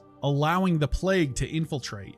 Eventually a cure was developed, but not before numerous casualties occurred across all species on the Ark. Those who survived were able to return to cryogenic sleep for the remaining decades of the journey. Years later, the Hyperion Ark picked up a repeating distress signal from the Kila Siyah. The message warned others to stay away, but the exact location of the Quarian Ark couldn't be pinpointed at the time, leaving its fate and the fate of its passengers uncertain. Beyond that, we never got any sort of conclusion on their whereabouts.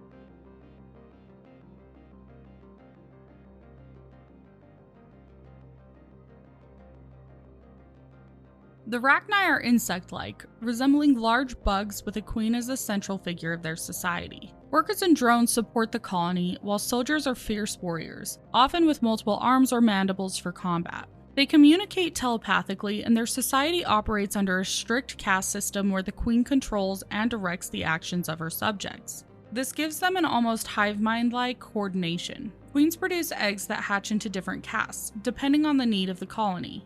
The exact reproductive process isn't detailed, but it's clear that queens are pivotal for the species' survival. The Rachni were first encountered by the Citadel races when they began expanding into the Terminus systems. Their aggressive expansion led to the Rachni Wars, a brutal conflict that lasted about 3 centuries, starting around 1 CE. It's later revealed that the Reapers, specifically Sovereign, manipulated the Rachni by indoctrinating their queens, using them as a tool to test the galaxy's defenses before the main Reaper invasion. The Rachni were thought to be extinct after the Krogan, uplifted by the Salarians with gene therapy, successfully eradicated them during the wars. The Krogan used their natural resistance to toxins and radiation to fight in environments where other species couldn't survive. Their existence and the war they caused have left a deep scar on galactic history, leading to changes like the Council's policy on species uplift and the eventual genophage affecting the Krogan, as a consequence of their post-war population boom. In Mass Effect, a Rachni queen is discovered on Noveria. The player faces a moral choice to either kill the queen, ensuring her species' extinction, or release her, potentially allowing the Rachni to rebuild, which brings up questions about species rights, redemption, and the ethics of extinction. Rachni have the ability to communicate telepathically, not just within their own species, but potentially with other sentient beings. This psychic link is strongest among the Hive members, allowing for coordinated attacks and strategies. The Queen is the heart of a Rachni colony. She's not only the reproductive organ, but also the central mind. Killing or capturing a queen can cripple or collapse an entire colony. The queens control the caste of each offspring through a process not fully understood by other species, possibly involving psychic influence or genetic manipulation within the egg phase. Rachni soldiers can spit acid, which is effective against armor and can dissolve through various materials, adding to their threat level in combat. Their origin story suggests they've been around for millennia, possibly emerging from underground caverns or having evolved from a primordial insectoid species on their homeworld. There's an implication in the lore that Rachni might have a form of music or sound communication that resonates with their psychic abilities, possibly used for coordination or even cultural expression within their hive. The Rachni were incredibly resilient, able to survive and thrive in environments that would be inhospitable to most other species, thanks to their exoskeletons and possibly their psychic resilience. If spared in Mass Effect, the Rachni Queen can return in Mass Effect 3, offering her species aid against the Reapers, giving them redemption and the possibility of changing historical enemies into allies. While not explicitly detailed, the presence of Rachni artifacts in the lore suggests they have some form of material culture, potentially indicating aspects like art, technology, or ceremonial objects within their hives. Their war left many planets ecologically devastated. When you fought these guys, you lost a lot more than people, but the actual environments and planets around you. I'm curious how you guys feel about the Rachni. Did you save them, or did you decide it's safer to leave them relatively extinct?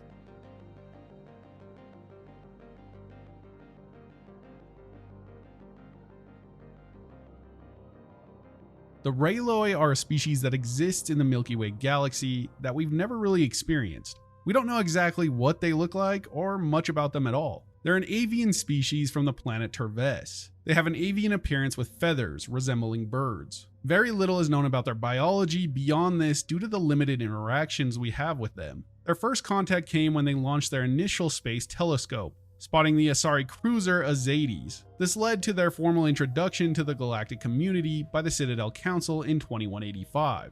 During their welcoming ceremonies, an outbreak of an alien flu virus occurred, necessitating the use of environmental suits when interacting with the other species to prevent disease spread. A notable incident during their integration was when Krogan representatives introduced a violent sport called Cola, leading to deaths and injuries which caused their temporary removal from the ceremony. In 2186, during the Reaper invasion, the Raloi chose a unique strategy for survival. They withdrew from the galactic community by returning to Terves and destroying all satellites and observation equipment, in order to appear as a pre-spaceflight civilization, hoping the Reapers would overlook them. This decision was made due to their inability and unwillingness to fight the Reapers. So yeah, we have actual bird aliens, not the Turians, existing in the same time frame as the original trilogy. They sound really interesting, and I wonder if their tactic of hiding paid off. It may make them a stronger faction in the next games, if they pretty much survived intact. I'm curious to see if BioWare plays with this race in some interesting way.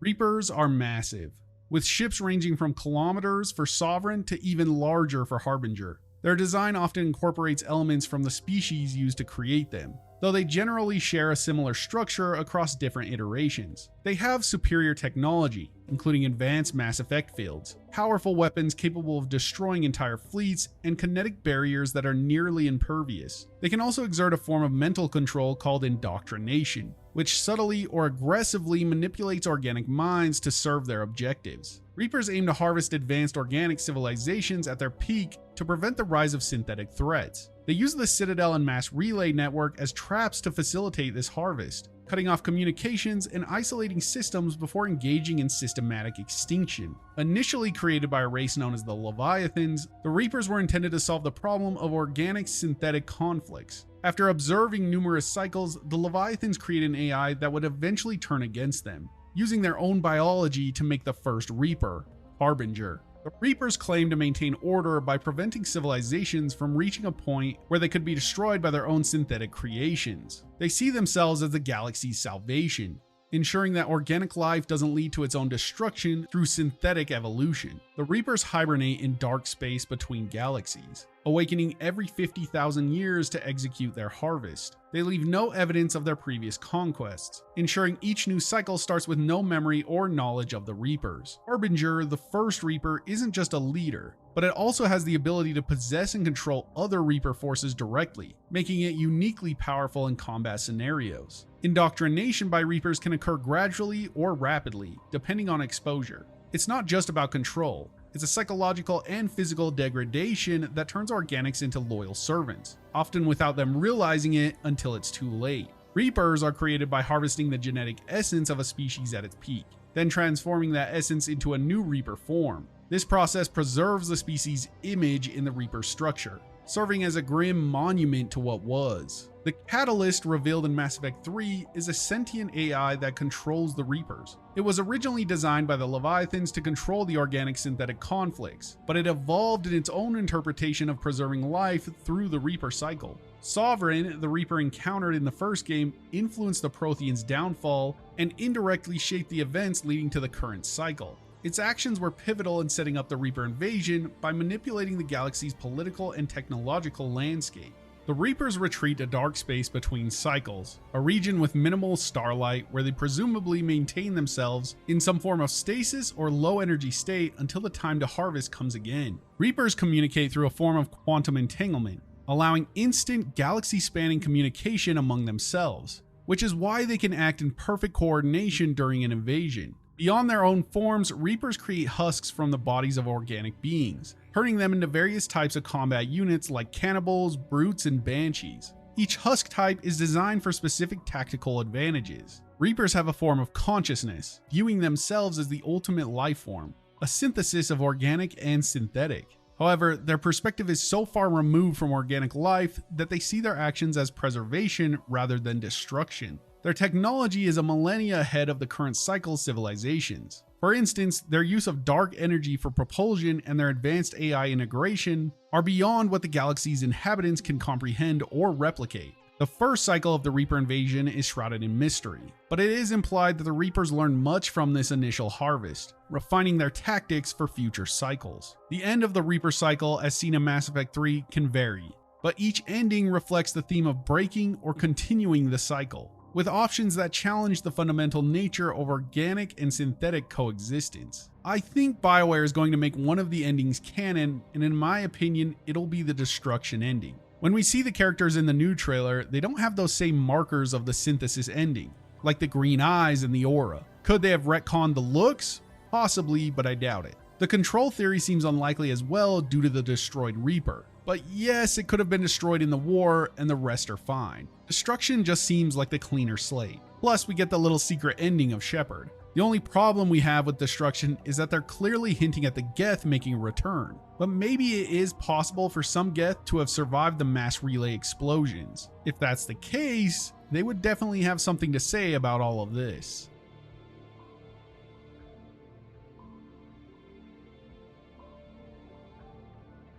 The Remnant are tough to really categorize as a species or race in my opinion.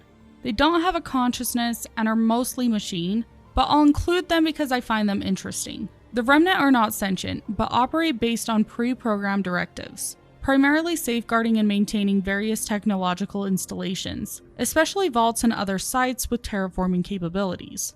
These installations were designed to alter planetary environments, possibly for habitation or other purposes by the Jardaan. Their technology is categorized by angular metallic structures with glowing green circuit patterns. This technology, while advanced, operates in a standby mode, requiring interaction from an organic mind combined with artificial intelligence to activate effectively. This process is known as interfacing. Remnant units vary from small, drone-like observers to massive architects. Each unit serves specific functions. Observers act as scouts or sentinels. Assemblers can create smaller units or throw explosive components. Destroyers are heavily armored with significant offensive capabilities. And architects are colossal constructs that guard important sites and can engage in terraforming activities. The term Remnant was coined by Peavy, reflecting their assumed role as leftovers of a larger, possibly extinct civilization. The native Angara of Helios can interface with some Remnant technology, though their ability is limited without AI assistance. The Andromeda Initiative, particularly through Pathfinder Writer, uses Remnant tech to terraform planets, making them habitable for the Initiative's settlers. Understanding and controlling Remnant technology becomes crucial for the Initiative's survival and expansion in Andromeda. The search for Meridian, a central hub for Remnant operations, plays a key role in the game's storyline, providing insights into the Jardaan's intentions and the control of Remnant technology at large. Remnant structures and units are mostly in a dormant state when first encountered. They only activate when they perceive a threat or when interacted with in certain ways, suggesting a sophisticated security or preservation protocol. The Jardaan, creators of the Remnant, were not just advanced technologically, but also had a philosophical or ecological intent with their terraforming projects. The exact nature of their mission remains speculative, but their technology was designed to alter ecosystems to potentially support life or maintain balance. The Remnant draw their power from what's known as Element Zero, or EZO. This is similar to technologies in the Milky Way. However, their use of it seems far more efficient, hinting at advanced understanding or different applications of Mass Effect physics. Each Remnant vault is unique, tailored to the specific needs of the planets it's on. They aren't just about terraforming, but also about creating and maintaining artificial biomes, which indicates a profound understanding of ecological engineering. The Remnant's design with glowing green circuitry and angular, almost insectoid shapes might reflect the aesthetic or functional principles of the Jardaan. So, mostly just tools for the Jardaan, which we spoke about earlier. But the technology that it used to create them is really interesting, especially the terraforming.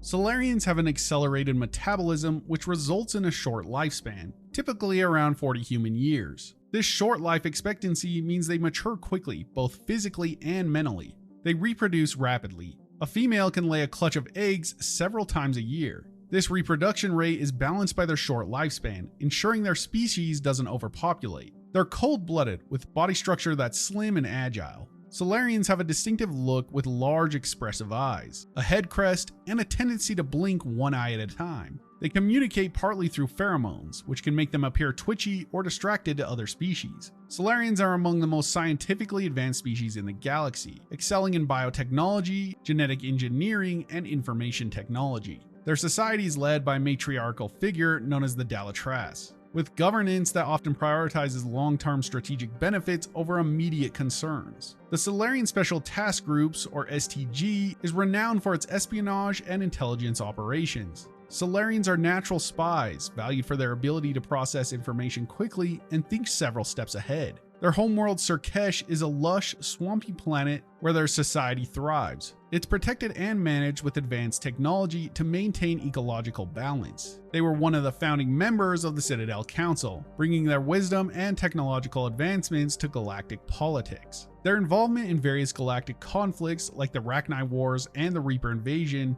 often showcases their strategic thinking and manipulation of events to favor their long-term survival. Salarians possess an eidetic memory, allowing them to recall images, sounds, and sensations with vivid accuracy. While both genders can engage in any profession or role, there's a cultural emphasis on the roles of females in leadership and reproduction due to their biological importance. Their quick thinking makes them excellent scientists, strategists, and problem solvers. But it also means they sometimes overlook emotional or ethical considerations in their decision making. Salarians mature quickly, both mentally and physically. They reach full adulthood in just a few years, allowing them to contribute to society at an early age. Due to their high metabolism, Salarians don't sleep like other species. Instead, they enter a state of torpor for about 18 minutes every 3 days to rest. They use pheromones not only for communication, but also to influence the behaviors of others. This can be so subtle that it might go unnoticed by other species, making them adept at manipulation. The Dalatras holds immense power, often making decisions for the species based on long-term strategic outcomes,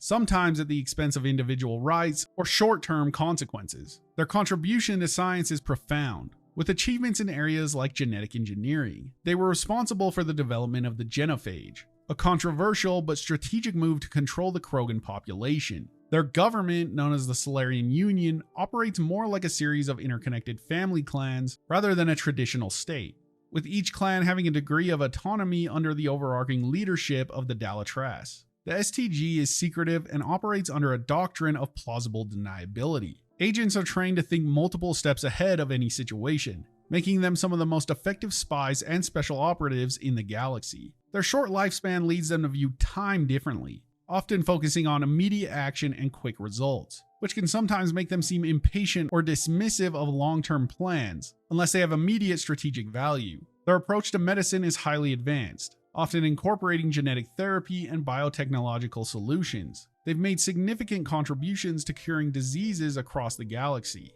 Due to their prolific reproduction, Salarian females often choose mates based on genetic diversity to enhance the species' adaptability. Males, after mating, typically move on quickly to other partners or duties. While highly advanced, Salarians can sometimes appear ethically flexible, especially when it comes to achieving strategic goals. This pragmatism can lead to the controversial decisions like their involvement with the genophage. I only wish that we got to have more Salarian squad mates throughout the games. Morden is a top tier character and gave me so much more love for the Salarians. I'm sorry. I'm not. Had to be me. Someone else might have gotten it wrong.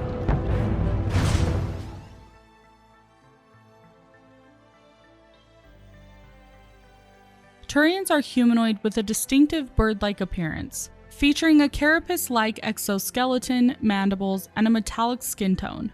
They are known for their natural body armor, which provides some protection against physical attacks. Turian society is highly structured with a strict hierarchy where every individual has a clear role, often determined by their performance in mandatory military service. This system fosters a culture of duty, order, and a collective responsibility. The military is one of the most effective in the galaxy, with every Turian serving in the military for at least 15 years. Their military prowess and discipline are central to their identity. They are also co-founders of the Citadel Council, alongside the Asari and Salarians, and they enforce the Council's laws with their fleet, the Turian hierarchy's navy. The Turians initiated what's known as the First Contact War with humanity due to a misunderstanding involving human ships and relay usage, leading to a brief but intense conflict. This war eventually led to humanity's integration into the galactic community. After the war, an alliance was formed with humans, which, over time, helped to mend relations between the two species. All Turians are expected to contribute to society, which can extend beyond military service into fields like science, engineering, or politics, though the military remains central to their identity. Turian facial tattoos are a sign of their occupation or status within the hierarchy.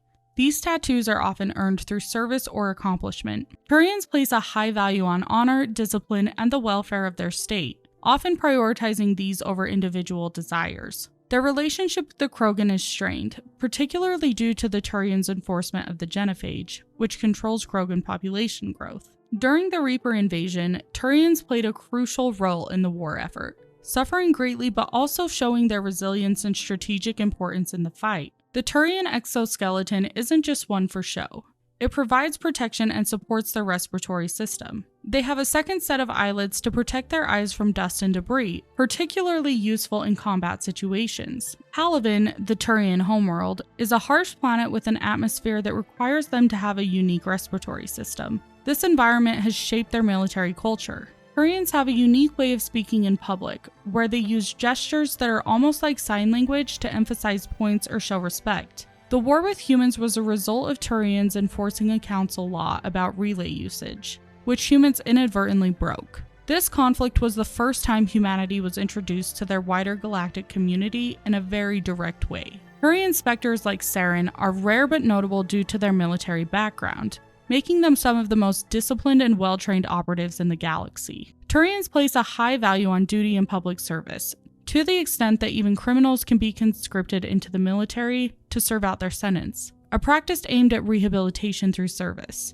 Turians have strong familial ties, often living within large clans or extended family groups. Family honor is paramount, influencing many aspects of their life, including career choice and personal conduct. The Honor Guard on Palaven is an elite group, considered the epitome of Turian dedication and prowess. They are involved in the most critical and prestigious duties. During the Reaper invasion, Palaven was one of the first planets attacked, leading to significant losses. Despite their militaristic reputation, Turians engage in cultural exchanges with other species. During the First Contact War, Turian artists began incorporating human motifs into their art, symbolizing a unique blend of cultures. The Turian fleet is one of the largest in the galaxy, with ships designed for both defensive and offensive capabilities. Their naval strategy often involves overwhelming force and meticulous planning. While not deeply explored, Turians have a form of spirituality that involves honoring the spirits or ancestors, particularly those who died in service. This is less about divine worship and more about remembering and respecting those who contributed to the hierarchy. While not common in the modern era, there's a tradition of honor duels among Turians. These duels are more about settling disputes in a controlled environment rather than lethal combat, focusing on proving one's point or defending one's honor without necessarily aiming to kill. From a young age, Turians undergo combat training, which is not just physical but also mental, teaching them strategy, loyalty, and the art of war. This training extends beyond just fighting, encompassing survival skills suited to both Palaven's harsh environment and space combat. When colonizing new worlds, Turians adapt their societal structures to fit the new environment, while maintaining their core values. This leads to slight variations in how the hierarchy operates on different planets.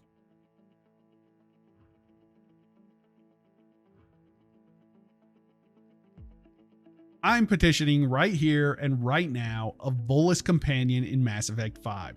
Let me know if you're with me. Volus are small, rotund beings who require a high-pressure environment suit to survive, due to their homeworld's thick atmosphere. They typically wear pressure suits to maintain their preferred atmospheric conditions when interacting with other species. Their homeworld is Irune, where the atmosphere is rich with ammonia, methane, and nitrogen. Volus are renowned for their economic acumen. They were actually the third species to discover the Citadel after the Asari and the Salarians, and established themselves as key players in galactic trade. They don't have their own fleet or significant military presence. Instead, they formed the Vol Protectorate, aligning themselves under the protection of the Turian hierarchy in exchange for economic support and loyalty. The Volus appear to have a polytheistic religion. Some of their gods have planets named after them. Chirk-Sab, a deity of luck, and Zeta Ban, a god of punishment. Their ancient mythology and folklore heavily features the planet Jack-Sur, since it is bright enough to be seen from Irune's night side without a telescope. While not a council race, Volus are represented in the Citadel politics through Turians, with the Volus ambassador on the Citadel. Their economic influence is substantial, with many Volus serving as bankers, merchants, or traders. This one is really surprising, as I would assume the Volus would have a seat on the council for sure, just based on their economical power. Yes, they can't contribute military aid, but economical resources would be vast in my opinion. The Volus banking clan holds considerable financial power, with holdings and influence that span across many species and systems, making them central to the galactic economy. Their history with the Turians dates back to Krogan rebellions, where the Volus provided economic support, leading to their protective treaty with the Turians. Due to their pressure suits, Volus communicate using an external synthesizer, which translates their natural language into something understandable by other species. Earth Clan, you are in the wrong place, I think. Your ambassador is next door in the large office. Their physical build makes them less suited for combat, focusing instead on diplomacy and commerce, though they do have a militia for their own defense. Let's take a look at some interesting facts. Volus wear highly sophisticated environmental suits to survive in the lower pressure environments typical of other species. These suits are not just for pressure, they also manage temperature, gas mixture, and humidity to mimic Irune's atmosphere. Their respiratory system is adapted to breathe an atmosphere rich in ammonia. which is toxic for most other species. The suits they wear have built-in filtration systems to process oxygen-rich air into something they can breathe. Their natural language is described as being composed of high-pitched whistling noises, which is why they use a voice synthesizer for interspecies communication. This synthesizer can also adjust the tone and pitch to convey different emotions or intentions. There's mention in the lore that Volus have, at times, used their economic power to enforce trade embargoes, effectively using financial influence as a form of diplomacy or coercion. Although not warriors, they do contribute to military efforts through logistical support, intelligence, and economic warfare. Some Volus even serve in the Turian military or in support roles within their own fleets. The Volus have had to navigate the economic and political fallout of the Genophage, balancing trade with the Krogan while maintaining their alliance with the Turians who enforce it. While rare, there are instances where Volus have been considered for Spectre status, indicating that their economic and intelligence gathering skills are recognized as valuable in high-stakes galactic politics. Despite not holding a council seat, Volus have significant behind-the-scenes influence through economic leverage. They're often involved in negotiations where financial incentives are key to resolving conflicts or forming alliances. Their alignment with the Turians is not just about protection. It's also a strategic move to control trade routes. The Turians' military strength complements the Volus' economic power, creating a symbiotic relationship. To foster better relations with other species, Volus engage in cultural exchanges, often involving economic education or spiritual discussions, which helps in integrating Volus culture into the broader galactic community. Even in the anarchic terminus systems, Volus traders can be found, navigating the dangers through economic savvy and alliances with various factions, showing their adaptability and influence extend even to the lawless areas. All Volus contract the disease yolk tan during childhood. Considered a rite of passage, its symptoms are easy to alleviate, and it only kills the weakest children. If you haven't figured it out yet, these guys have the fish sticks on lock. If you know, you know.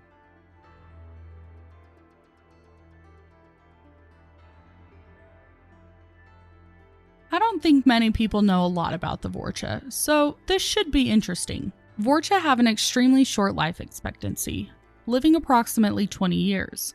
This brief lifespan contributes to their aggressive lifestyle, as they have less time to achieve anything significant. They possess clusters of undifferentiated cells that allow them to adapt quickly to nearly any environment. This means a Vorcha can develop thicker skin after being burned or strengthen muscles in response to high gravity, making them remarkably resilient. Vorcha society revolves around combat. They use fighting as a primary means of communication, both individually and in groups, leading to a society where conflict is a constant. This makes their communication largely nonverbal, revolving around physicality. They live in tight-knit clans, often in conflict with rival clans for control of resources. When a clan grows too large, younger Vorcha leave to establish new clans, perpetuating their cycle of aggression and expansion. Due to their harsh environment and constant warfare, Vorcha society remains primitive, with a focus on survival rather than technological or cultural advancement. Many Vorcha are recruited by the Krogan blood pack as mercenaries due to their ferocity and ability to adapt. This often leads to them being used as cannon fodder in conflicts. Other species view Vorcha as pests or vermin due to their aggressive nature and tendency to occupy the least desirable areas of space stations or ships. They are not recognized as having a formal government or military, limiting their political influence in the galaxy. They have made attempts to integrate Vorcha into galactic society, notably by Asari mining corporations who adopted Vorcha orphans, trying to educate them for non-violent roles. However, their short lifespan and ingrained violent tendencies make such integration challenging. The Vorcha come from a planet called Heshtok, which is small, hostile, and overcrowded. Over time, the planet has been depleted of its natural resources due to the rapid breeding and consumption by the Vorcha. The constant warfare has resulted in each new generation of Vorcha becoming more aggressive and physically stronger, but their society hasn't advanced technologically or culturally due to the ongoing resource struggles. Some Vorcha on Omega allied themselves with the Collectors, an enigmatic group harvesting life for the Reapers. The Vorcha's motivation was to improve their living conditions by becoming the dominant species on Omega. They tried to achieve this by sabotaging the station's life support systems, aiming to eradicate all other life forms except for their own. When the Reapers invaded the galaxy, they faced unique challenges on Heshtok. The Vorcha, accustomed to hostility and scarcity, were not easily intimidated by the Reapers' psychological warfare. Their ability to biologically adapt to environmental changes meant traditional methods of subjugation, like destroying water supplies, had little effect. Instead of trying to harvest or control the Vorcha through fear, the Reapers focused on containing them on Heshtok. By immobilizing the Vorcha population, they aimed to prevent these highly adaptable fighters from spreading and influencing the galactic war effort against them. Due to their adaptability on an individual level, the Vorcha's genetic material has not evolved for millions of years, as there's no evolutionary pressure for species-wide changes. They can heal rapidly, regrowing lost limbs within months, thanks to their unique cellular structure. Their approach to galactic survival involves hitching rides on alien ships from their homeworld, spreading like an invasive species across the galaxy. This has led to them being seen as pests by other species. That's pretty much all we have on the Vorcha. Do you guys think they return in ME5?